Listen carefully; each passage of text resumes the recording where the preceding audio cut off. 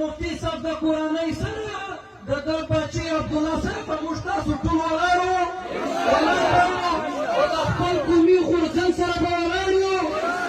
ریاست وایي چې دا د پله باندې پند نه دی ورته چې هېڅ پند مند نه مانو وزیر په دغه خاوره د هېڅ قسمه دهشتګردي نه مانو.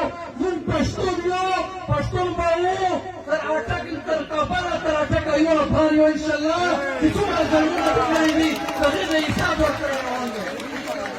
خدای مو آباد لره، خدای مو خوشحال لره. د لرو بر ناره موږ شهید لکه چې نه ووله لرو بر لرو بر.